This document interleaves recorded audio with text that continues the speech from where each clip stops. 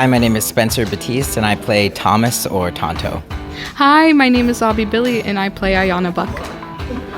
It's about the Blackfeet Nation and about a lawyer who comes back home to the reservation, kind of a reconnecting story, which a lot of indigenous people are, this day and age, this generation, are actually going through, going back home and rediscovering their roots and who they are.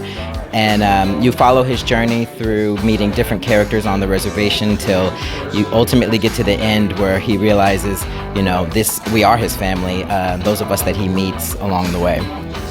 I mean, this is basically Sean's story. And so I hope that they get an understanding of what indigeneity is in this aspect of how the res is, and also just to push away those hateful and harmful stereotypes that usually indigenous people get. I think the most exciting thing for us, that's why they paired us together, is that we come from the same tribe.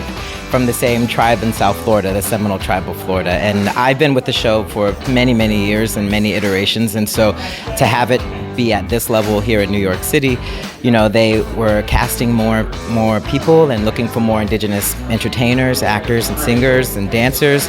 And Abby here, auditioned, and she actually saw us do a reading many years ago when she was a really young kid. And now the fact that she's here, we come from the same tribe, almost the same reservation, I guess you could say. You're a little more in the Everglades, but I'm in Hollywood, but, we're like brother and sister in real life. And, we've never sung together, never acted together, and we've kind of had the same dreams, growing up. So it's really, the most exciting thing for me is to be able to work with you and bring our energy and our true, authentic life on the res, because we both grew up on the res, to these roles. And like Sean was telling us the other day, it's just important that we be grounded in our truth and who we are as people. We are actors and we're entertaining an audience, but this is a true experience for us. So that's my most exciting thing. Mine is the same thing. I watched the show and I saw a reading of it right before I was going to do musical theater when I was 12 years old. And Spencer was in it, and Spencer was like one of the people who I actually looked up to and still look up to today within this industry. And so it's crazy just for me to be experiencing this and to actually, this is my first professional job. So this is just really exciting to do it with my actual mentor. Yeah, and all our families are coming. Yeah, all 100 of them. Yeah. So you'll see all of more regalia and, a lot of brown skin in the audience, which is great. Love patchwork on the streets of New York, so it's exciting. I'm Angela Gomez, and I play Dorothy Dark Eyes. Hi, my name is Brent Fernando. My Indian name is Sitwallapum, and I play Old Man. My character has since gone on to take over the language immersion school that her father left behind, and is really the steward of the ancient traditions and language for the tribe. When he comes back, he doesn't understand that the land that he's offering to lease to this energy company will affect my school. And it starts to devolve and show a lot of the issues that are currently happening on reservations today about preserving our culture, maintaining the traditions of our people while also moving into the future, getting money for the tribe, and being able to work with energy companies or without them without really harming the land. And then the other parts of it is there's a lot of the social aspect of who we are as a real people, that understanding between one another of who's native and who's not native, and who has cultural knowledge and who doesn't have cultural knowledge. And it really kind of shows this evolution, this change of people as they learn who they are as Indian people, and that it's really important that we recognize one another wherever it is that we are. And that's very true in this modern world, because we all come from different places. Some people come from the reservation, some people come from Manhattan. So the cultural resource that they have about the indigeneity is very different. But this play really does show people coming together and seeing how the indigenous ways really reflect in our personal lives and in our real world lives of business. And that education and things like that. I mean, it's kind of a big picture thing, is to actually see that we're having an opportunity to do a musical that represents our people. I grew up in theater, and I taught at a university for a number of years, and we're always fighting to represent our people.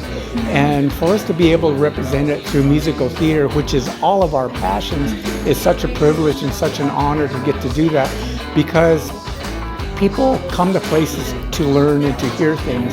And musical theater, reaches out to a group of people and a lot of people that we would never ever touch from academia or from any other place or powwow and things like that. So, it's not really a surprise. It's something that I always want to see happen for our people. Yeah. I would say something that has struck me throughout this process is that for Native people, singing and dancing is a huge part of giving thanks and expressing ourselves. And musical theater is about singing and dancing. So the cultures have fused together so beautifully. Why we dance, why we sing, what are the stories we're telling, Absolutely. Who are the young ones that we are passing it on to, the importance of teaching and carrying forward.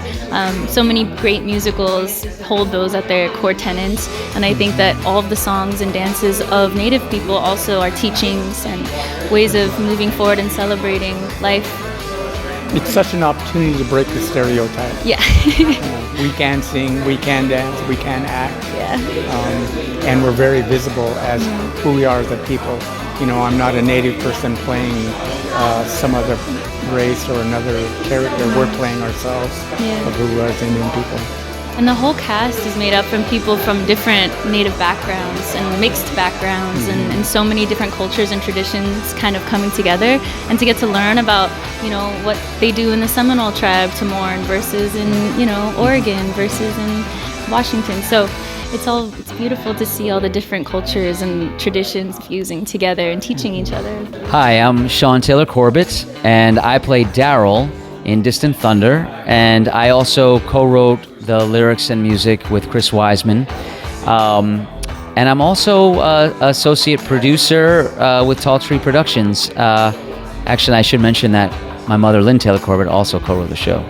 I'm excited for audiences to just say how blown away they are by powwow dancing in a Broadway-style musical, and all of the fun, incredible lessons from Native culture that we have in the show, but also just to leave singing the pop songs, not realizing that, wow, we didn't think of Native people in a contemporary light like this, in a Broadway-style musical.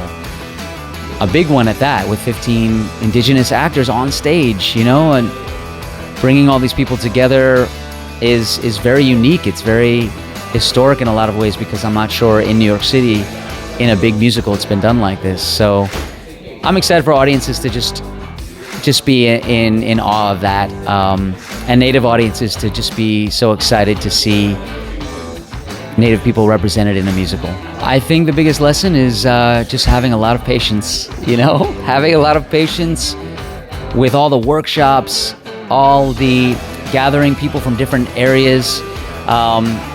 I think really listening to all of the feedback we've been getting from different Native communities on how to best represent all of our different cultures and being respectful, and also taking the best parts of what we have as Native people and showcasing that.